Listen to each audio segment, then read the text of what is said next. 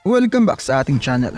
Ngayon pag-uusapan natin ang isa sa pinakamainit at pinakasikat na serye, ang Jujutsu Kaisen. Kung hindi mo pa ito napapanood, well, ang dami mo nang na-missed. Ang Jujutsu Kaisen ay isang manga series na isinulat at iginuhit ni Gege Akutami na lumabas sa Weekly Shonen Jump mula noong March 2018. Ito ay na-adapt din sa isang anime series ng MAPPA na umere ang unang season mula March 2021 at as of this writing ay pinapalabas ang season 2. Ano nga bang Jujutsu Kaisen?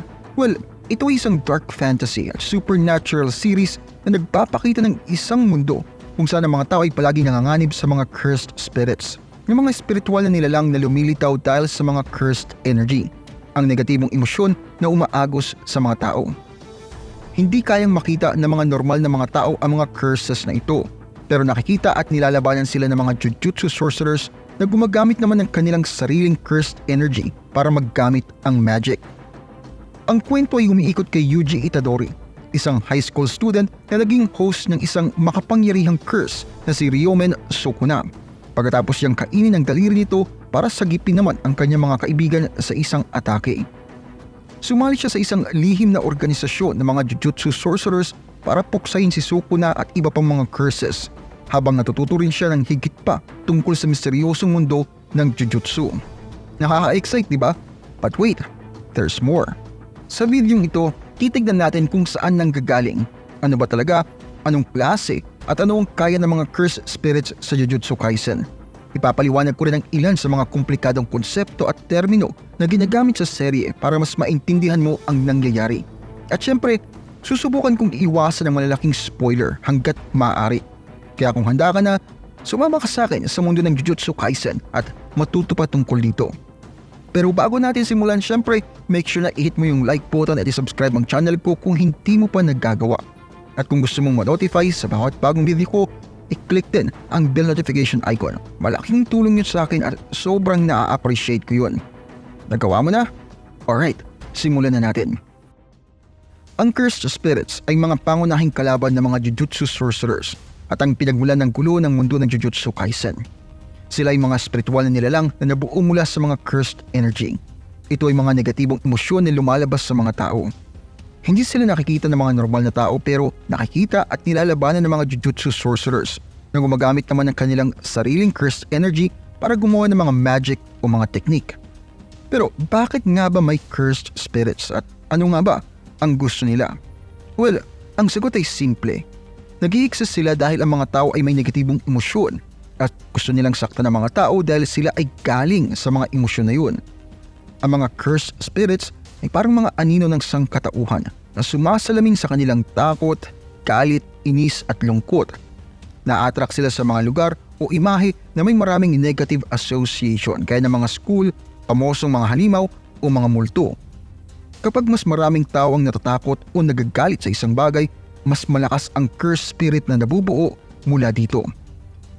Hindi rin naman mga bobo ang mga cursed spirits, marunong at aware sila.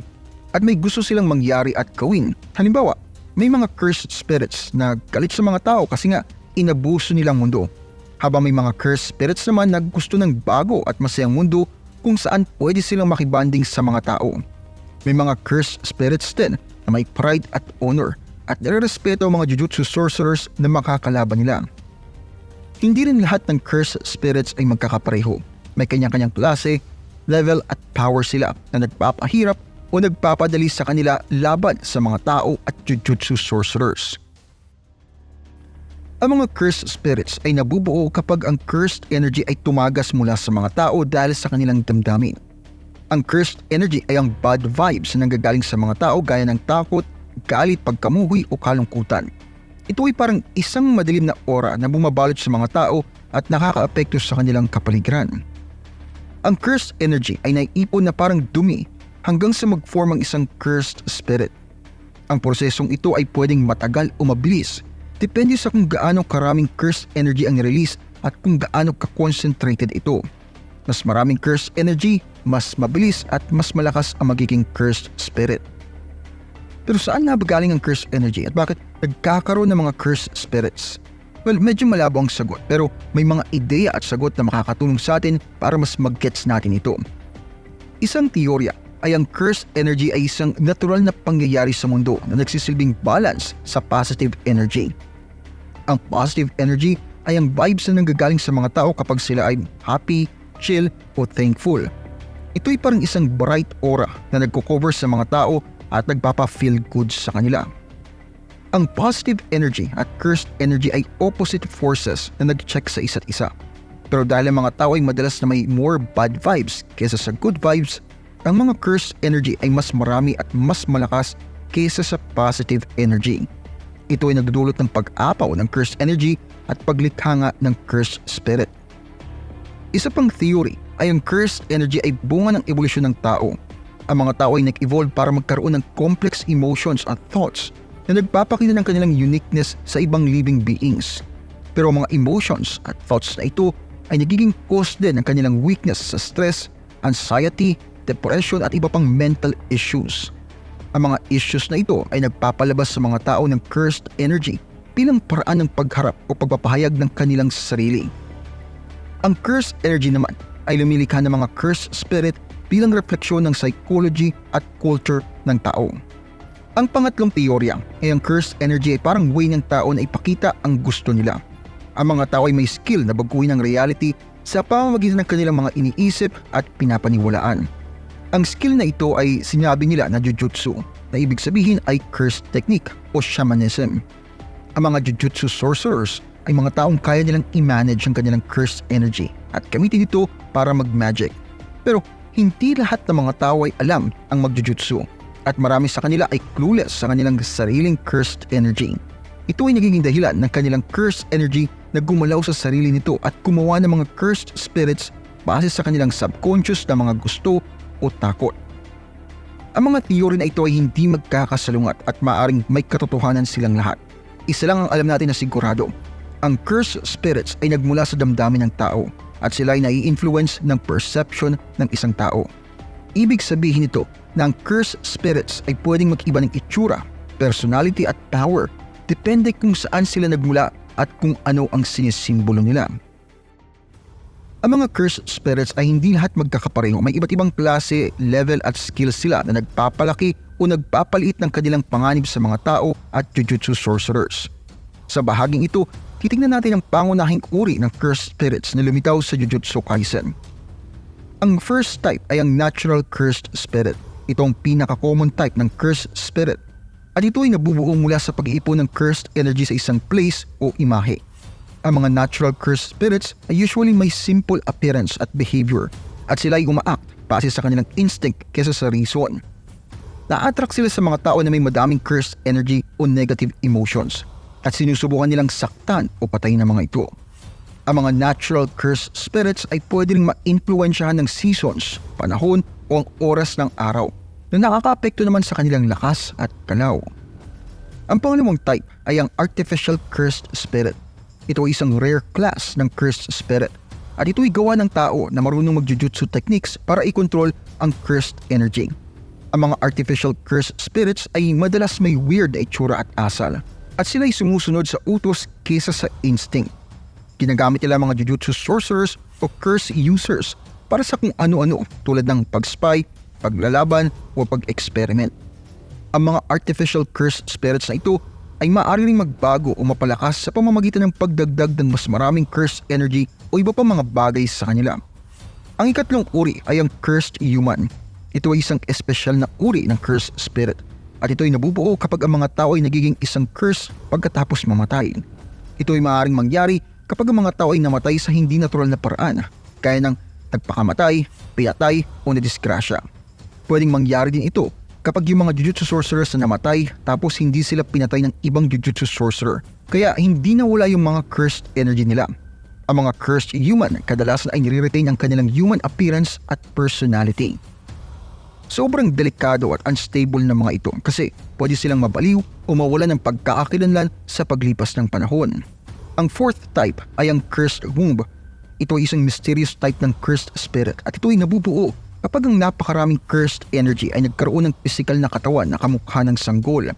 Ang mga cursed womb ay napakabihira at napakalakas at sila ay makakapagluwal ng isang special grade ng mga cursed spirits na may malaking potensyal at lakas. Ang mga cursed womb ay karaniwang nakatago o binabantayan ng ibang mga curses at sila ay maaari lamang ma-activate ng ilang mga kondisyon o pangyayari.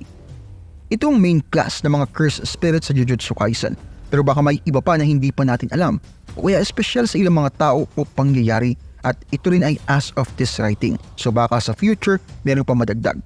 In any case, ang mga cursed spirits ay sari-sari at unpredictable na mga creatures na nagpapahirap sa mga tao at Jujutsu sorcerers. Ang mga cursed spirits ay may kanya-kanyang skills depende kung saan sila galing, ano sila at kung gaano sila kalakas. Ang ilan sa kanila ay kaya makapagmanipula ng mga elemento tulad ng fire, earth, water o air, habang ang iba naman ay kaya makontrol ang mga aspeto tulad ng disease, decay o death. Ang ilan sa kanila ay may kakayang mag-shapeshift, regenerate o gumawa ng ilusyon, habang ang iba naman ay kaya makapagmanipula ng mga bagay o ng mga tao. Ay iba naman ang pwedeng gumamit ng mga jujutsu techniques tulad ng domain expansion na naglalagay sa kanila sa isang lugar na nagpapalakas sa kanila. May iba na pwedeng mag-evolve o mag-mutate pa, lalo na kapag kumain sila ng ibang curses o tao. Nakakakuha sila ng bago at mas malakas na skills at forms. Pero papaano ginagamit ng mga cursed spirits ang kanilang mga kakayahan? At anong mga hangganan ng kanilang kapangyarihan? Well, ang sagot ay hindi ganoon kasimple, pero may ilang rules at principles na makakatulong sa atin na mas maintindihan sila. Isa sa mga rule ay ang mga cursed spirits ay gumagamit ang kanilang cursed energy para maggamit ang kanilang mga abilities. Ang cursed energy ay negatibong emosyon nga na lumalabas sa mga tao, at itong pinagmumulan ng lakas ng mga cursed spirits at Jujutsu sorcerers. Ang cursed energy ay maaring hubugin at manipulahin sa iba't ibang paraan para lumikha naman ng iba't ibang epekto at phenomena. Pero hindi unlimited ang cursed energy at ito ay maaring maubos o mapagod sa paggamit ng sobra o madalas. Ang cursed energy ay maaaring maapektuhan ng mga external factors tulad ng feelings, isip, paniniwala o gusto. Isa pang principle ay gumagamit sila ng mga cursed techniques para magawa ang mga skills nila. Ang mga cursed techniques na ito ay may mga special skills o methods na nag-aalok sa mga cursed spirits at Jujutsu sorcerers na gamitin ang kanilang cursed energy ng mas mahusay at mas mabisa. Ang mga cursed techniques ay pwedeng natural o natutunan at pwedeng madali o mahirap. Ang mga cursed techniques ay pwedeng kakaiba o uncommon at pwedeng base sa mga ideya o nangyari. Pero hindi basta-basta ang pag-aaral ng mga cursed techniques at kailangan nila ng maraming practice at training. Ang third principle ay ang mga cursed spirits ay gumagamit ng kanilang mga cursed objects para maggamit ang kanilang mga kakayahan. Ang mga cursed objects na ito ay mga bagay o materials na naglalaman ng malaking cursed energy o isang malakas na curse. Ang cursed objects ay maaaring natural o artificial at maaaring ancient o modern. Ang cursed objects naman ay maaari ring magkaroon ng iba't ibang hugis, laki o gamit. Pero ang mga cursed objects ay hindi common at usually nakatago o binabantayan ng ibang mga curses o Jujutsu sorcerers. Ang mga cursed objects ay maaari ring magkaroon ng side effect o consequence tulad ng mga cursed contract o transformation. Itong ilan sa main rule na nagpapaliwanag kung papaanong gumagamit ng kanilang mga kakayahan ang cursed spirits sa Jujutsu Kaisen.